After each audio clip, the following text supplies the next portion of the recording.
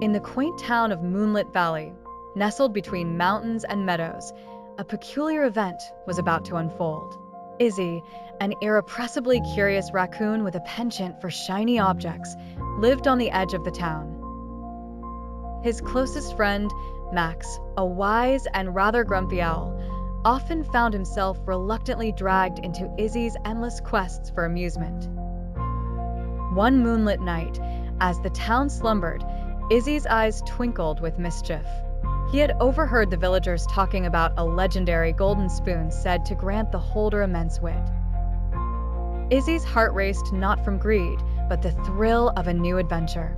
That evening, he scampered up to Max's favorite oak tree. "Max," Izzy whispered enthusiastically, "let's find the golden spoon. Imagine the stories you could tell with unmatched wit." Max sighed, his feathers ruffled by the disruption. "Izzy, must you chase every bedtime story you hear?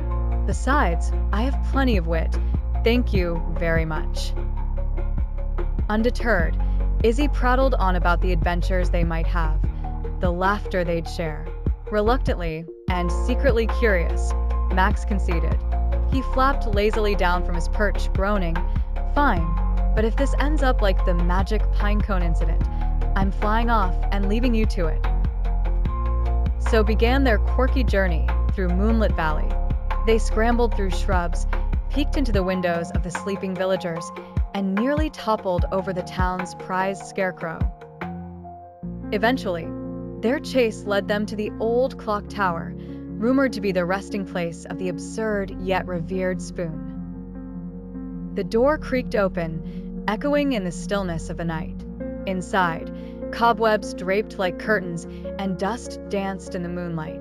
To their astonishment, perched on the mantel beside an ancient clock was the golden spoon. Glittering enticingly, it seemed more ordinary than legendary. Izzy eagerly reached for it, only to set off a chain reaction that sent the massive tower's pendulum swinging wildly. Max screeched in alarm, swooping Izzy out the way just in time. As they tumbled outside, breathless with laughter and relief, the town clock struck midnight, its chimes drowning their giggles. "Well, at least the town clock's fixed now," Max sighed. "And maybe, just maybe, you should stick to collecting pebbles, Izzy." Izzy grinned, his spirit undaunted. "Perhaps, but it was worth it for the story, don't you think?" As the duo made their way back home, the mischief of Moonlit Valley's night settled into memory.